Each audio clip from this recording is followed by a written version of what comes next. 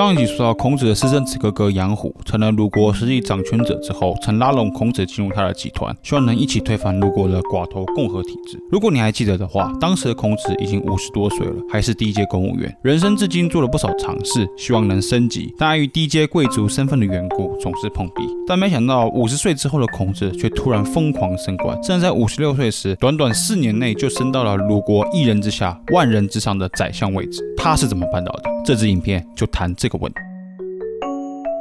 对孔子来说，当时的他如果想出人头地，有2条路可以走：一是加入他的哥哥杨虎，推翻共和体；二是加入贵族集团，继续拥护旧秩序。因为当时三桓与杨虎斗争正激烈，双方都在广招人才、搞派系，孔子很有机会趁势进入。不管选哪条路，都让孔子有机会摆脱低阶贵族、低阶公务员的身份，问鼎中央。然而，最终这2条路他都没选，反而选了一条看起来更保守、过时的路线，那就是恢复王权。什么叫做恢复王权？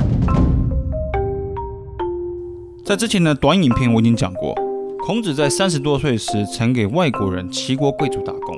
当时一次场合中，他有机会见到齐国国君，国君问他如何才能得到好的政治，孔子回答：君君臣臣父父子子。什么意思？就君主能有君主的样子，臣子有臣子的样子，主从关系明确，权力由君主与臣子共享，但君主拥有最后决定权。在春秋时代主张恢复王权，就相当于什么？相当于在晚清既没选择加入革命党，推翻满清帝制，也没选择加入慈禧太后的满洲人集团，反而主张光绪帝应该重掌权力一样，是非常保守，而且很少人选择的一条路。那孔子具体是怎么采取行动的呢？首先，虽然孔子曾答应杨虎的邀约出来做官，但其实他也没说要当杨虎的官。在杨虎和三桓的斗争高峰，孔子一直保持沉默，没有出来选边站。直到杨虎兵败逃往晋国以后，孔子才开始行动。这时候三桓虽然已经赶走他们的头号敌人，但还没真的掌控鲁国全局。事实上，三桓中最强大的家族季孙氏，他们的领地核心费城，也就是今天的山东的费县，仍然被杨虎的心腹公山不牛所控制着。当时公山不牛也向孔子发出邀请，而孔子认真考虑加入公山，所以才有《论语》的这段记载。记载中说，子路很不爽孔子想加入公山不牛的愿望，责怪他老师说：“你没地方去就算了，为什么一定要加入公山不牛这样的叛臣贼子呢？”孔子回答：“公山招我去，不会让我白去的。如果他真的要用我，我可以像是周平王迁都到洛阳那样，让周朝在东边恢复起来的那种方式辅佐他。”但你要注意一下，孔子没有在2边势头正热的时候去选边站，而是在一边被打倒，但还没有被完全打倒，青黄不接的时候表态。但他只有表态而已，他真想去早就可以去了，为什么没去呢？因为孔子的心思是利用舆论把这个消息转发给三桓，结果是三桓马上开出更高的价码给孔子，他们让孔子当中都宰的职位，也就是鲁国首都市长，而且很可能还加码答应让他1年后升任中央当司法部长，当时称为大司寇。显然孔子最后答应了三桓的邀约，放弃了公山不牛。当了首都市长1年后，孔子升级为中央政府的工业建设部副部长，洗下中央的履历，然后很快就升孔子为司法部长，主管鲁国全国的司法事务。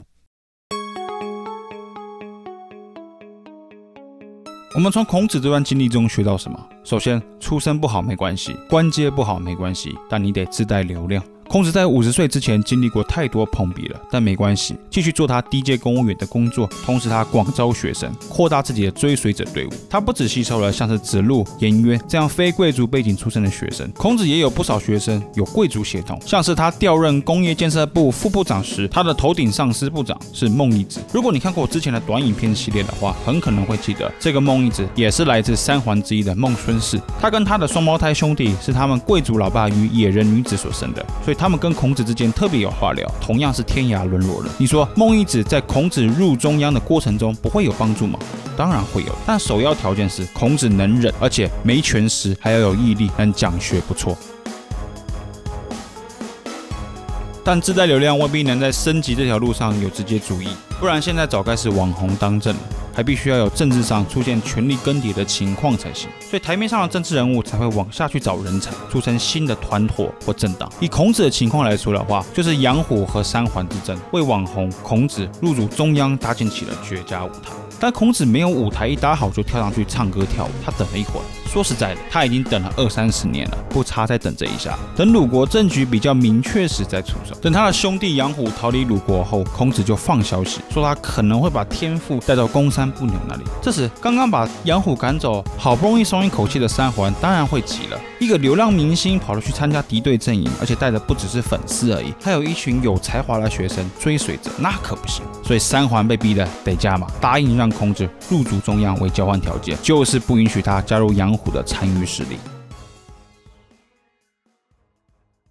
但虽然孔子使用计谋混入鲁国朝廷，表示孔子选择加入三桓守旧势力吗？没有，孔子是有自己想法的人，他希望重振鲁国的王权，而不是让几个贵族垄断朝政。但你在当时如果要打击贵族势力，能有什么办法呢？历史上所有贵族的力量来源都是经济和军事方面的自给自足，内有农奴和庄园的生产粮食，外有军事力量支持贵族的扩张，也就是枪杆子出政权。所以要削弱三桓的力量，重振军威，最好的办法就是搞他们的领地。但他们领地很难打，都有城墙防御，所以怎么办呢？那就拆城墙。这就是孔子执政最重要的政绩——挥三都，也就是号召三桓拆掉自己领地的城墙。那谁会理他？没错，在没有其他条件的情况下面，很难想象这些老贵族会甩孔子的国策。对当时的孔子来说，仍然有个突破口，那就是我们之前所讲的费城。杨虎的党羽公山不牛，占据费城。孔子入主中央后，从没有兴兵去夺取费城。为什么？因为只要公山不牛这样的反叛势力在，孔子就有理由执行毁城墙的政策。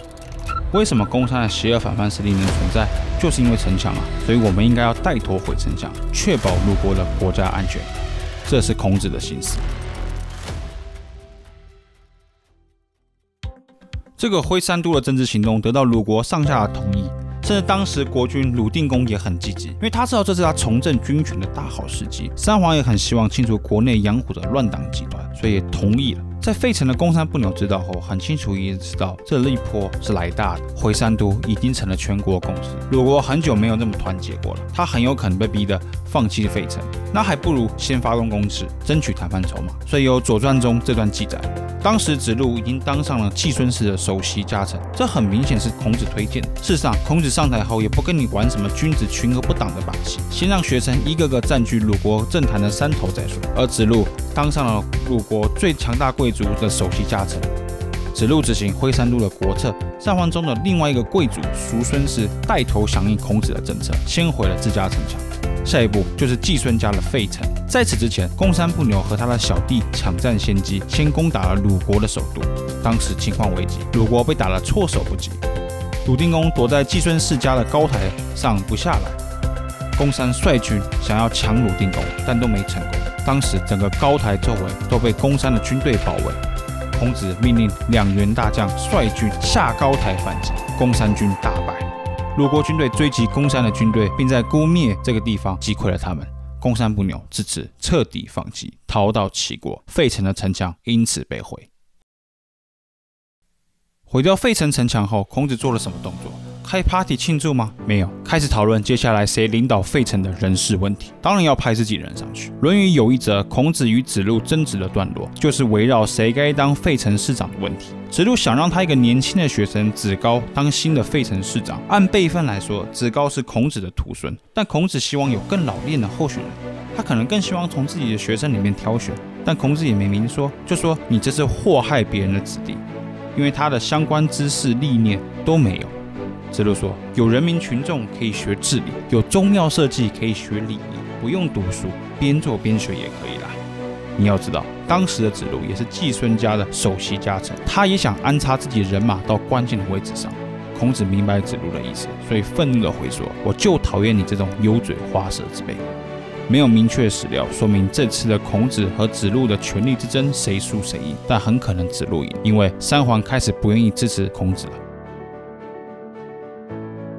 到这个时节，季孙氏的核心封地的防御设施被毁了，三桓中有2个贵族成了没牙的老虎，最后一个就是孔子的学生孟义子领导的孟孙氏了。只要解决孟孙氏，鲁国就没有对手了，恢复军权之日也指日可待。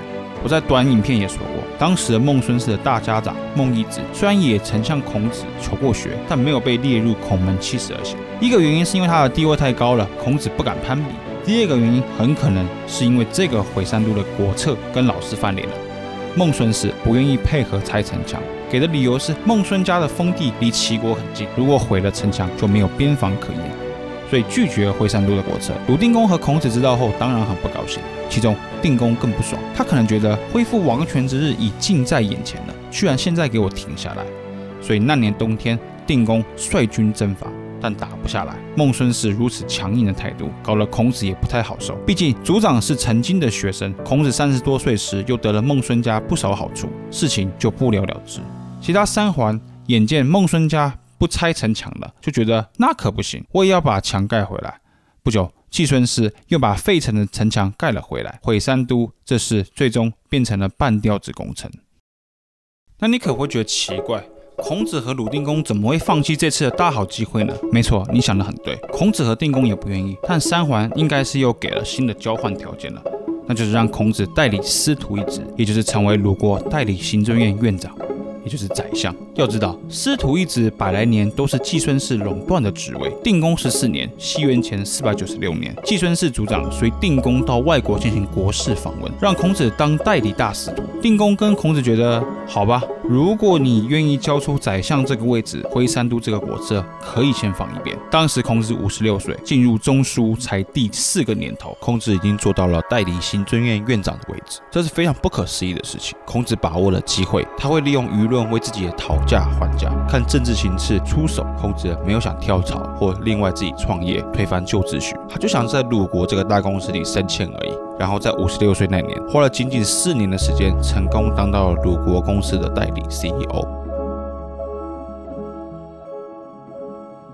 孔子的升官故事就分享到这里，希望这个故事对你们来说还有点帮助。如果你已经是红三代、蓝三代、绿三代，孔子的故事对你来说可能没有意义，但对于不是那些特权阶级的普通人来说，孔子的职涯可能是最好的模板之一。首先，你要有耐心，能等待时机。再来，平常你不能闲着，自带流量不是21世纪才有的东西。孔子那时候就自带流量。等到政治出现青黄不接的时候，不要高兴太早，不要第一个冲出去当炮灰，再等一下，因为你没办法掌握全局。等大势已定，但又不太稳定的时候再出手。升上去后，你得找自己的盟友，然后找一个几乎所有人都无法拒绝你的大项目，像是毁三都。找到之后，你就有足够的筹码挑战比你还要高一级的人。孔子的故事就是一个普通人升天的故事，希望对你有帮助。